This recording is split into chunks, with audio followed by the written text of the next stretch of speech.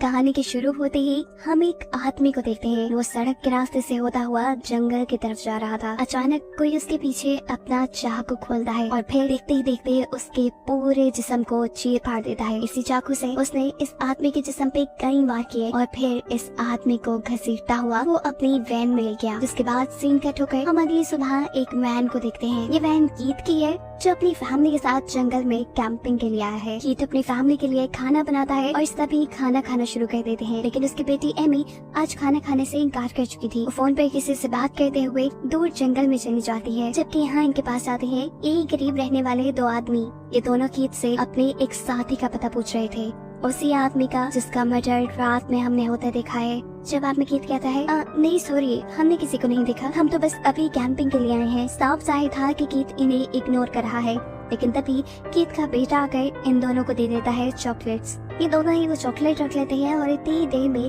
Keith की बेटी Amy भी यहाँ जाती है। कीथ एमी से कहता है जाओ जाकर वैन में बैठो। अब एमी को देखते ही ये दोनों लड़के कीथ से कहते हैं क्यों ना हम आपकी वैन को देख लें, हमें शक है कि हमारा साथी आपकी वैन में होगा। कीथ बड़े ही आराम से दिमाग लगाते हुए ये सिचुएशन हैंडल करता है और उन दोनों आदमी से कहता है माफ करना, लेकिन अभी हम जरा जल्दी में हैं। ये सुनकर वो दोनों आदमी चुपचाप अपनी गाड़ी में बैठकर चले जाते हैं और ये लोग भी जल्दी जल्दी अपना सामान पैक करके अपने घर की तरफ निकल जाते हैं। अभी वो आधे रास्ते में ही पहुंचे थे कि सामने उन्हें दोबारा वही दोनों आदमी मिल जाते हैं। ये दोनों अपनी कार ठीक कर रहे थे और इस टाइम एक आदमी के हाथ में गन भी थी, जिसे देखते ही कीथ की वाइफ डर जाती है। वो उससे कहती है कि तुम अपनी वैन को पीछे ले लो, लेकिन कीथ इस वैन को पीछे लेने के बजाय आगे बढ़ जाता है। अब ये दोनों आदमी कीथ के पास आते हैं और उनसे कहते हैं हमारी वैन खराब हो गई है, हो सके तो हमें लिफ्ट दे दो, वैसे भी आप लोग हमारे टाउन से ही गुजर के जाएंगे। कीथ का डरा सहमत चेहरा देखकर ये आदमी समझ गया कि ये लोग उसकी शॉर्टकट से डर रही है, इसीलिए वो कहता है हम दोनों को ना सही सिर्फ एक आदमी को लिफ्ट दे दो, ये मेरा दोस्त बिली,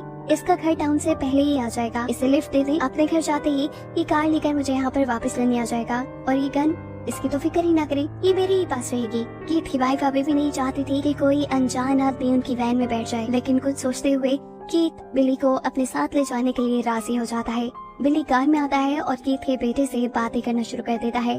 बातें करते हुए वो बताता है कि उसके घर पे उसके अंकल और उनकी दो बेटियां रहती हैं, जो इन सब को देखते ही इनका अच्छा वेलकम करेंगी क्योंकि मेहमानों का आना उन्हें पसंद है। इस टाइम कीथ के बेटे के हाथ में एक नोट पैड था जिसे वो छीन लेता है और ये देखकर अब वो हैरान परेशान है क्योंकि ये नोट पैड है उसके उस साथी का जो रात से गुम है और हम ये बात जानते हैं कि वो मर चुका है। इससे पहले कि बिली भी ये हकीकत समझ लेता, कीथ का बेटा यहाँ पे बिना वक्सा के दो चाकू उसके कंधों में स्टैब करते हुए उसे भी मार देता है। और अब एक बड़ा ट्विस्ट कहानी में ये रिवील होता है कि जो फैमिली हमें इनोसेंट लग रही थी, असल में यही एक खतरनाक सीरियल किलर्स की फैमिली है। सबके सब फैमिली में सीरियल किलर है। रात में जो आदमी मारा गया था वो भी कीथ के बेटे ने मारा था। कैंपिंग के दौरान ये जो मीट खा रहे थे ये भी उसी इंसान का था। साफ लफ्जों में ये लोग सीरियल किलर होने के साथ साथ कैनिबल्स भी है, यानी इंसानों को खाने वाले इंसान भी है, पर उनका हुलिया देखते हुए कोई भी उनके ऊपर शक नहीं करता। बिली का मर्डर करने के बाद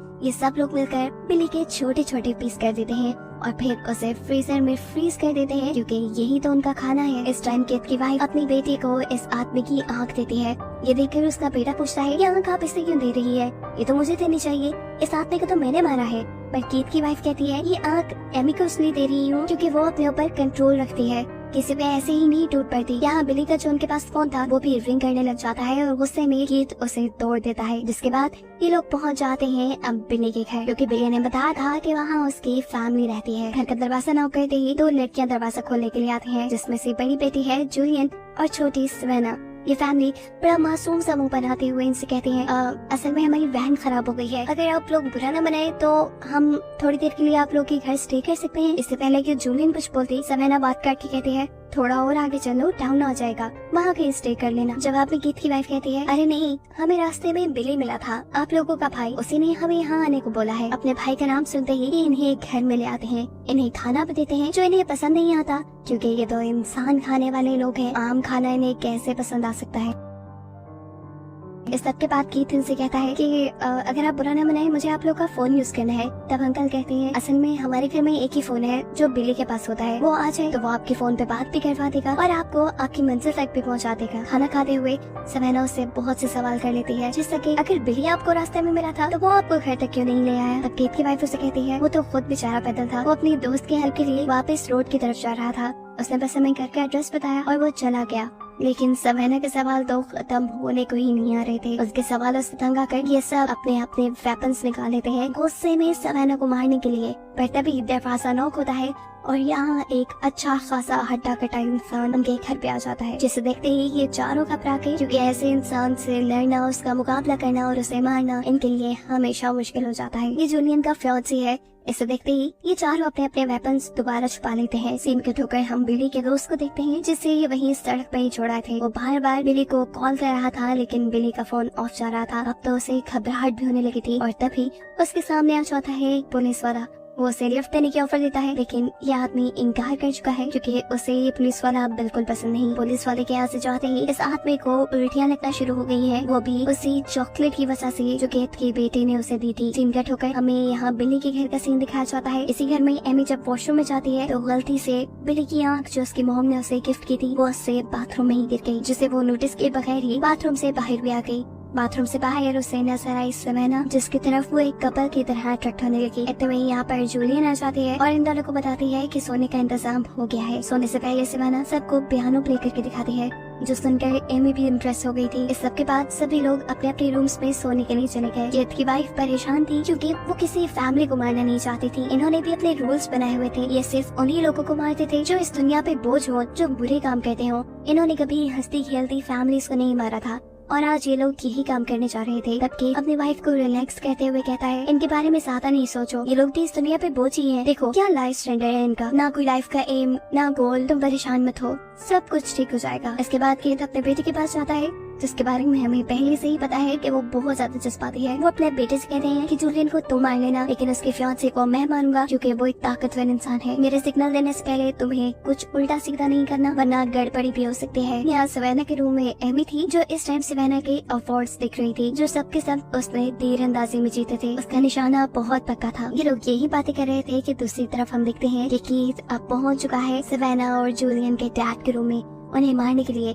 जूलियन के डैड को जैसे ही अपने कमरे में हलचल महसूस होती है तो वो डरकर चीख मारने की कोशिश करते हैं, लेकिन इतने में ही कीथ उनके मुंह के अंदर कुल्हाड़ी मार के उन्हें हमेशा के लिए खामोश कर देता है। घर के बाहर कीथ का बेटा जूलियन के फियांसे के ऊपर अकेला ही हमला कर देता है। ठीक उसी वक्त जब वो उल्टी कर रहा था, पीछे से उसने अपने दोनों चाकू उसके कंधों में स्टैक कर दिए। वो लड़का जैसे ही अपने डिफेंस पे पीछे मुड़ा, कीथ के बेटे ने उसके सीने में चाकू मार मार के चीर फाड़ की और फिर उसके गले पे चाकू मारते हुए उसे भी मार डाला। हालांकि कीथ ने उसे ये सब करने से मना किया था, लेकिन फिर भी इतने तगड़े इंसान को उसने इतनी आसानी से मार दिया। इसका इनाम तो बनता ही था। कीथ उसी आदमी की जुबान काट कर अपने बेटे को इनाम के तौर पे दे देता है। यहाँ एमी जब सवेना के साथ सोने के लिए थी तो तभी उसने अपना चाकू निकाल कर सवेना को मारने की कोशिश की। सवेना जो उसकी इस चाल से बेखबर थी, वो जैसे ही एमी को अपने करीब से धक्का देती है तो एमी का चाकू उसी को लग जाता है। उसको चोट लगा देकर सवेना घबरा जाती है। वो यहाँ उसे टेम्परेरी तौर पे एक पट्टी बांध के घर के बाहर से उसके लिए फर्स्ट एड लेने के लिए जाती है। अपना इतना ख्याल करते हुए इस लड़की को देखकर एमी को दिल ही दिल में बुरा लग रहा था कि क्या वो इस लड़की को मार देगी। खैर हम देखते हैं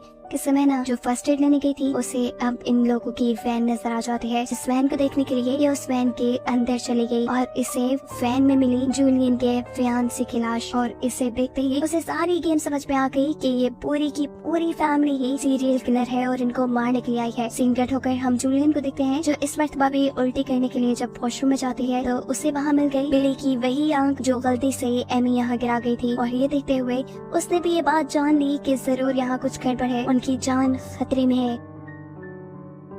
डरते हुए वो जल्दी से अपने डैड के रूम में जाती है और देखती है कि उसके डैड को भी इन लोगों ने मार दिया। वह जब जोर से चिल्लाती है तो तभी कीथ इधर आकर उसके मुंह पे हाथ रखते हुए उसे यहाँ से ले जाता है। वो जूलियन को लेकर आता है अपनी वाइफ के पास और अपनी वाइफ से कहता है चलो उसे मारो, लेकिन उसकी वाइफ अभी तक इस लड़की को मारने के लिए तैयार नहीं है। इससे पहले कि ये औरत जूलियन को मारती थी, अचानक एक तीर आकर उसके गले के हाथ पार हो जाता है, क्योंकि सवेना जो इनकी सच्चाई जान चुकी थी, अब वो अपने डिफेंस में अपना हथियार यानी अपना तीर कमान अपने कमरे से उठा चुकी थी। शोर सुनकर एमी भी यहाँ जाती है और अपनी मोम को मरा हुआ देखकर उसका दिमाग घूम जाता है। वो सोचती है कि अगर उसने सवेना को वहीं बेड पे मार दिया होता तो अब उसकी मोम उनके साथ जिंदा होती, लेकिन अभी भी देर नहीं हुई थी, बाकी सब लोगों को बचना था। ये लोग प्लान करते हैं कि जल्द ही ये दोनों लड़कियों को मारकर इस घर को जलाकर यहाँ से निकल जाएंगे। ये लोग अब जूलियन को टॉर्चर करना शुरू कर देते हैं ताकि उसकी चीखें सुनकर सवेना यहाँ आ जाए। सवेना यहाँ आती तो है, लेकिन इन्हीं के साथ चाल चलते हुए उसके काबू में था कीथ का बेटा, जिसके गले पे अब उसने चाकू रखा हुआ था। यहाँ एक ट्विस्ट ये भी रिवील होता है कि सवेना ने एमी के फोन से पुलिस को कॉल भी करती थी। जिस टाइम सवेना ने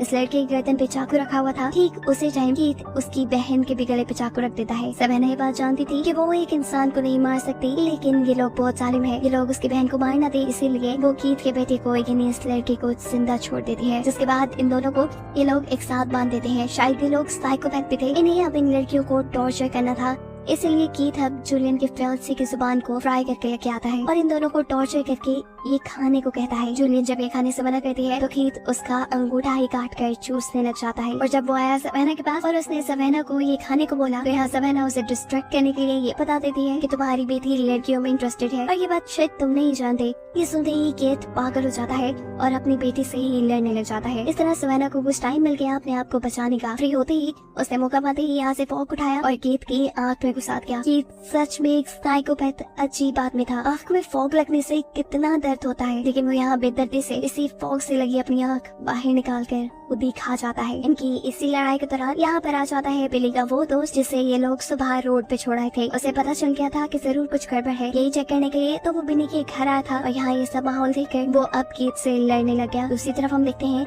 कि कीथ का बेटा जो इनके पूरे घर पे मिट्टी का तेल छिड़क रहा था, वो भी इस आदमी को देखते हुए घर के अंदर आ जाता है, जिसे काबू करती है सवेना। सवेना पहले उसकी गर्दन पे चाकू रखते हुए उसे किचन में ले जाती है, उसका हाथ चलाती है और फिर गरम गरम पकता हुआ पानी उसके मुंह पे फेंक देती है। ऐसा करते ही ये लड़का बहुत ज्यादा कमजोर हो गया, जिसके बाद सवेना अब उसके गले पे प्रेशर डालते हुए उसे मार डालती है। सवेना ने तो अपने दुश्मन को मार दिया था, लेकिन दूसरी तरफ बिली का दोस्त कीथ से हार जाता है। जख्मी होने के बावजूद वो अपना अच्छा डिफेंस करता है और कीथ के दोस्त के सर में चाकू घुसाते हुए उसे जान से मार देता है। अभी वो यही करके फारिग हुआ था कि अचानक पीछे से सवेना की बहन यानी जूलियन आकर एक जोरदार हथौड़ा उसके सर पे मारती है, जिससे उसकी भी मौत हो गई। दोनों बहनों ने एक दूसरे को देखकर लंबा सांस भरा, लेकिन अभी से को नहीं हुआ था, क्योंकि ये जानती थी कि अभी एमी जिंदा है, जिसे अब इन दोनों को मारना है। अचानक हम देखते हैं कि एमी जूलियन के पीछे आकर उसे चाकू मारते हुए स्टैब करके खत्म कर देती है और फिर पीछे बढ़ जाती है सवेना के। अपनी जान बचाने के लिए अपनी तीर कमान से सवेना उसके ऊपर हमला करने वाली थी, जिससे बचने के लिए एमी घर से बाहर भागते हैं। हम देखते हैं कि बाहर पुलिस भी आ चुकी थी। पुलिस को असल में कॉल तो सवेना ने ही की थी, पर एमी के नंबर से। यहाँ पुलिस भी सारा माहौल देखकर धोखा खा गई। उन्होंने एमी की फैमिली को इनोसेंट समझ लिया, जबकि इन गाँव वालों को सीरियल किलर। पुलिस को यहाँ एमी की जान बचाना ठीक लगता है और इसी के चलते वो सवेना को गोली मार के यही खत्म कर देते हैं। उसने अपने हेडक्वार्टर में भी यही इन्फॉर्म किया था कि गांव वालों ने मासूम टूरिस्ट की फैमिली को मार डाला। अभी वो रिपोर्ट दे ही रहा था कि अचानक एमी उसके पीछे आती है और उसे भी मार डालती है, जिसके बाद अब वो बिल्कुल फ्री थी। बेशक उसकी फैमिली मर गई थी, लेकिन वो जिंदा थी। क्या वो अपने खिलाफ सारे सबूत मिटाने के लिए इस पूरे घर को आग लगा के अपनी फैमिली वैन लेकर निकल जाती है, जिसे दिखाते हुए ये कहानी यही खत्म हुई।